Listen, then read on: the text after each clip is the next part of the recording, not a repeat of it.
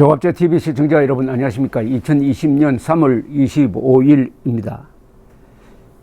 오늘 오전 현재 세계 여러 나라의 코로나 발병 상황을 집계를 해드리겠습니다. 세계 전체는 하루 사이에 27,679명이 새로 발병을 해서 그러니까 확진자가 42만 3,974명, 사망자는 하루 사이에 1,679명이 늘어가지고 총 사망자가 18,934명입니다. 이 국가별로 보면은 중국이 제일 먼저 이 위기를 벗어났습니다. 중국은 확진자가 39명 늘었습니다. 81,219명입니다. 사망자는 4명이 늘었습니다.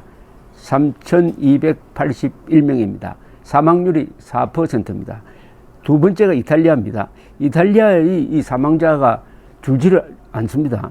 사망자 수가 하루 사이에 743명이 늘어가지고 토탈이 6,820명이 사망했습니다. 중국을 뭐 거의 두 배나 앞서가는 이 재앙 국가가 되었습니다. 환자 수는 69,176명인데 하루 사이에 55,249명이나 늘었어요. 더구나 사망률이 매우 높습니다.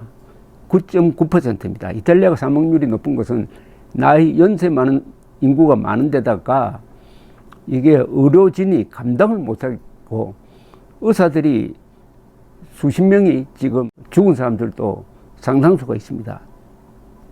그 다음에 세 번째가 미국이 지금 치고 올라오고 있습니다. 하루 확진자 수로는 미국이 어제 제일 많이 늘었습니다. 미국이 보면은 8,631명이 늘어가지고 지금 전체가 54,916명입니다. 미국 세 번째입니다. 사망자도 196명이 늘었고 토탈로 784명입니다. 사망률은 1.4%로 낮은 편입니다. 그런데 미국은 지금부터가 위험하죠. 특히 미국은 지금 뉴욕에서 집중적으로 발병이 일어나고 있습니다. 한 40%가 뉴욕시에서 일어나고 있습니다. 그 다음에 네 번째로 어려움을 겪고 있는 나라는 이 스페인입니다. 스페인이 하루 사이에 환자가 약 2,400명 발생, 사망자가 295명이 늘었습니다. 그래서 사망자가 2,991명입니다. 사망자 수로는 중국, 이탈리아, 중국, 그 다음 세 번째가 이 스페인입니다. 스페인은 사망률도 높습니다. 7.1%나 됩니다. 그 다음에 다섯 번째 나라가 독일입니다. 독일은 하루 사이에 1,621명의 확진자, 그리고 26명의 사망자, 159명. 여기가 그래도 낮습니다. 사망률이 0.5%입니다. 독일 다음 이란입니다. 이 이란은 통계를 믿을 수가 없어요. 지금 현재 마지막 통계에서 보면은 1934명이 사망을 하고 확진자가 24,811명으로 나와 있는데 지금 이란이 이게 여러 가지 어렵습니다. 이 경제 제재에 걸려가지고 현금이 모자라고 그리고 의료 장비를 제대로 수입하지 못해가지고 여기서 지금 확산되고 있는 것을 과연 이 정권이 대응을 제대로 할 수 있느냐가 지금 초미의 관심사입니다. 그 다음에 일곱 번째가 프랑스입니다. 하루 사이에 2,448명이 늘었습니다. 토탈 22,304명. 그리고 사망자가 꽤 높습니다. 프랑스에서 사망자가 하루 사이에 240명. 스위스는 꽤 됩니다. 신규 발생자 760명. 그래서 토탈이 9,877명. 그리고 사망자가 현재 122명입니다. 1.2%의 사망률이니까 매우 낮은 편입니다. 한국은 지금 확진자가 9,137명, 하루 사이에 100명이 늘었습니다. 사망자는 131명, 하루 사이에 6명이 늘었고, 이 사망률이 1.4%로서 매우 낮은 편에 들어가고 있습니다. 그 다음에 영국이 요새 많이 늘고 있습니다. 확진자가 1,342명, 토탈 8,077명. 그리고 사망자가 하루 사이에 85명이나 돼가지고 22명이고 사망률이 높습니다. 영국이 5.2%입니다. 그 다음에 일본이 말이죠. 일본이 결국 올림픽을 연기했는데 일본은 사실은 확진자는 1212명밖에 되지 않습니다. 큰 나라 치고는 가장 숫자가 적습니다. 사망자가 조금 많습니다. 43명, 사망률이 3.5%입니다. 그리고 인구가 많은 인도네시아 686명, 인도는 562명으로서 인구에 비해서 매우 낮습니다. 역시 더운 지방이라서 이런지 아니면 진단을 제대로 안 해서 그런지는 모르지만 어쨌든 현재로서는 발병률이 매우 낮다 이렇게 보입니다. 그런데 인도를 매우 주시를 하고 있습니다.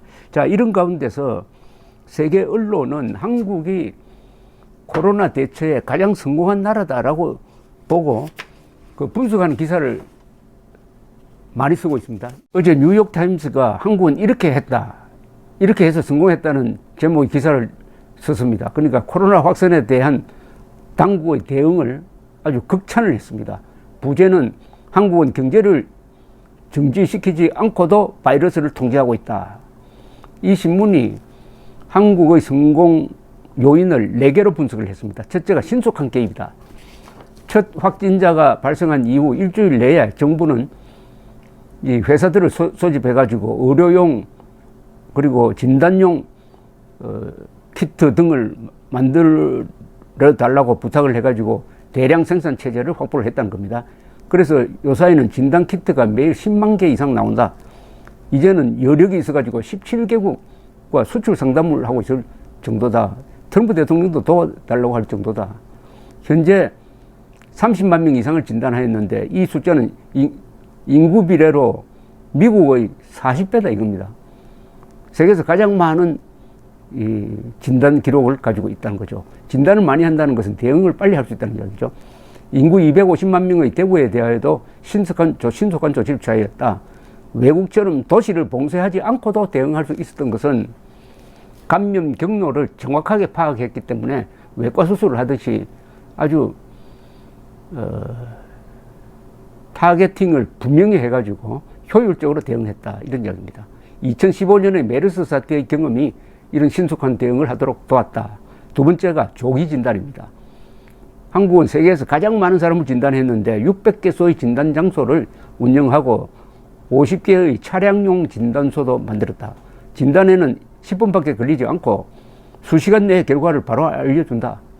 이런 나라가 없다는 겁니다. 그리고 호텔 등 큰 건물을 출입하는 사람들에 대해서는 열을 재고 손을 씻도록 하는데 이런 것도 우리는 뭐 당연시 하지만은 외국에서는 이렇게 조직적으로 하지 않는다는 겁니다. 이건 국민들이 협조가 잘 되고 있다는 이야기죠. 이렇게 하여 감염 경로를 빨리 파악하면은 효과적으로 외과 수술을 하듯이 전염의 위험성을 사전에 제거할 수 있고 SNS를 통한 신속한 정보 제공도 한 몫을 했다. 아주 효율적으로 움직였다는 겁니다. 그러니까 확진자, 감염 경로를 딱 파악을 하면은 신속하게 집중적으로 대응할 수 있는 시스템을 갖추었다는 거죠. 세 번째는 감염자 추적을 아주 열심히 하고 있다는 겁니다. 메르스 방역의 교훈을 살려 감염 경로와 환자들의 동선을 추적할 수 있는 시스템을 갖추었다. 역시 한국이 가지고 있는 막강한 이 IT 기반 기술, 인프라가 이럴 때 효과를 본다. 이런 뜻입니다. 네 번째는 역시 국민들의 협조다. 한국은 사회적 신뢰도가 높은 사회다. 역시 우리는 지금 좌우로 갈려져 가지고 지역으로 갈려져 가지고 갈등이 많다고 보는데 외국 사람들 눈에는 또 다르게 보이는 모양입니다. 사회적 신뢰도가 높다. 정부가 정보를 제공하면 국민들이 잘 협조해 준다.